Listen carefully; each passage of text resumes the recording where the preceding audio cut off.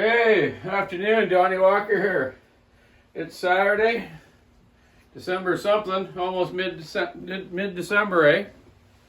Rainy outside, snow's melting like crazy. Yeah, it's on the melt now. I wanted to do a little video today to show people how to put a bar and chain on. Some customers come in, consumers that don't quite get it, and I'll show you some wear factors, what you should be looking for as well. I got a brand new 372 X torque here, and I'm gonna fit it with one of our new Walker's Saw Shop lightweight 24-inch bars, 58 gauge with the Oregon tip. Now you guys know we got our own bars made now in all different sizes for different saws. We're getting more done now and changing them up a bit. We're doing a test on the hardness of the tips because I had a few chipping out in the tip area here where the chain just runs onto the sprocket area here. And also this hole will be filled. I'm getting different ones made for McCullough's for 1010s and 850s. Me and Buckin figured it all out, the lengths and the gauges we're going to get. So Buckin Billy Ray has already got a couple of these bars, and he'll have some more when we test them on the McCullough's. So I'm just going to show you here on the 372 how to install the new bar and chain on a new saw, but also explain about wear factors on old ones. Hope everyone's having a good weekend so far. Last night I went for a walk down the stormy beach, and yeah, it was really blowing and everything. You know, I had to take the dog out for a walk. Let me just shut this door. Okay, so yeah, just remove your nuts if your bar and chain was on. Take the cover off.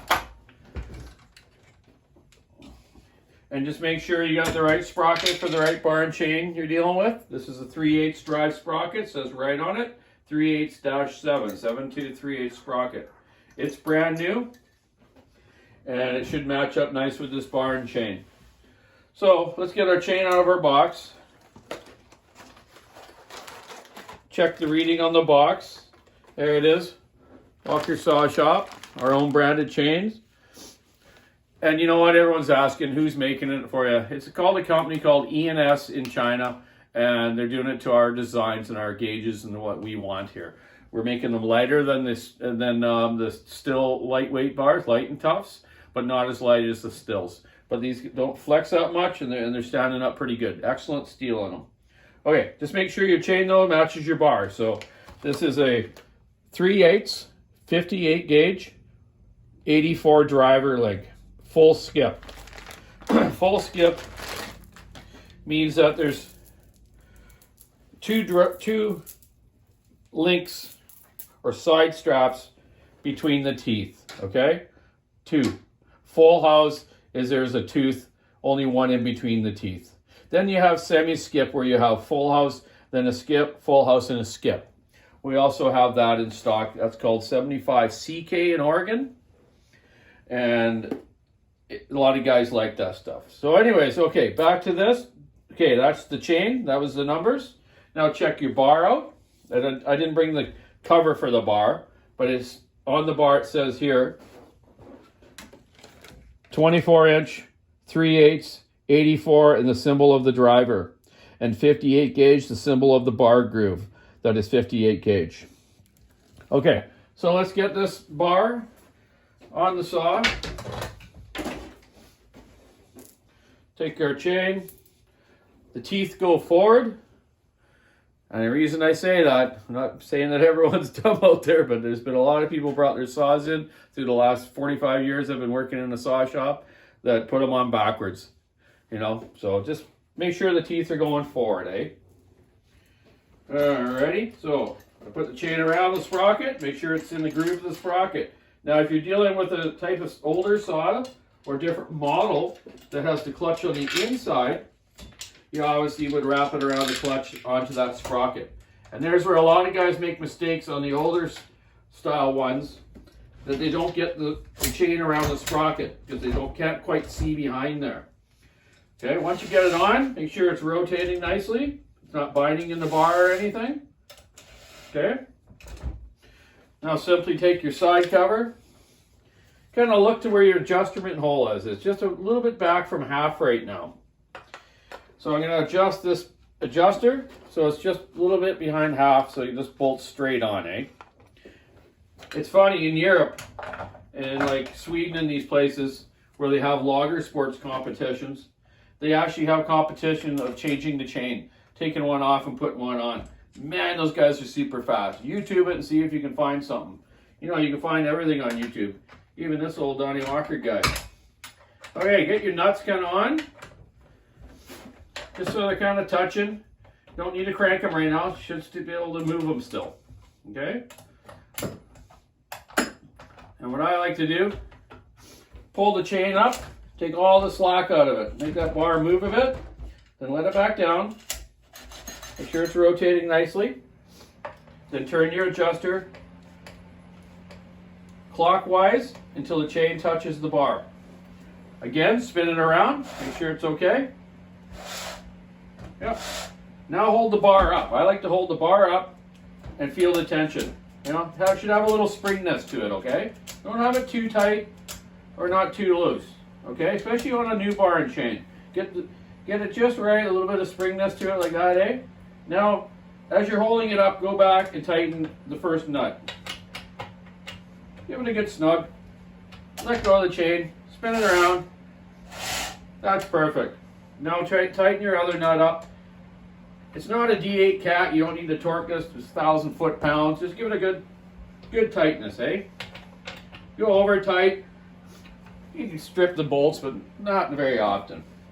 Okay, so there you go. That's how you put the bar and chain on. And as you're running it and the oil gets onto it, it's going to stretch a bit, so it's going to start hanging down. So if it starts hanging down any more than, let's say, half the driver here of the chain, you should stop and snug it up. You can have it a little bit of slack like that, right? After it's stretched, you can keep it pretty much at the same tightness.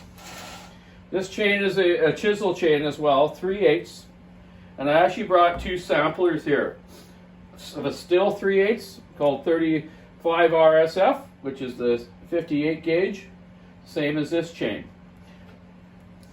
This is the 75 EX, which is the same or 73 EX, which is the same as this chain as well, 58 gauge. You can see the tooth there. Nice chisel tooth, the Oregon, the ramp type raker. Same with the still. Almost identical, eh? It's pretty hard to tell the difference. Same with our chain that we've gotten made. We also ordered chain with our branded name on it for ripping chain and 404 and some harvester. So there you go. There's the tooth. Doesn't look much different than that, eh? So yeah, you can order online from thewalkersawshop.com. The Walker's bars, Walker's chains, and it'll work great for you. And if you have any problems with them, you let me know and I'll be talking to the factory about it. One more thing I wanted to show you was sprocket wear. When you do fit a new bar and chain, it's a good idea to check your sprocket and make sure it's not too wore out, because it'll throw the pitch of the chain out and make it stretch more. So on the sprockets on organs, you'll see there's a little line across, eh? That's kind of an indicator line for the wear of your sprocket. So if it's getting worn down to that line like this one is, it's not going to mesh too good. So for the under $10, you can buy these from our shop. Throw a new one on. Okay, it'll just be much better for you. So there you go. That's how you change your bar and chain on a saw. If you do have your chain ever come off on the saw and it gets dinged up on a rock or hits the side of the bar here, just take it off and take your bar off, set the chain in the bar, and you'll find some of the drivers won't quite fit into the bar because they've been damaged. Take a flat file the burrs off the drivers, and just test your chain to make sure it goes back into the groove of the bar. Once you get it nicely filed up like that, put it back on the saw, have it a little bit loose, and just idle it and rev it up just a little bit so the oil gets on it and it starts to rotate around and seat itself back in. Okay? Just be careful doing that. Alrighty. Keep a saw in the wood. Stick in the ice, rubber in the road. Stay dry out there, especially in these conditions right now. Christmas is coming. Have a good day. See you later.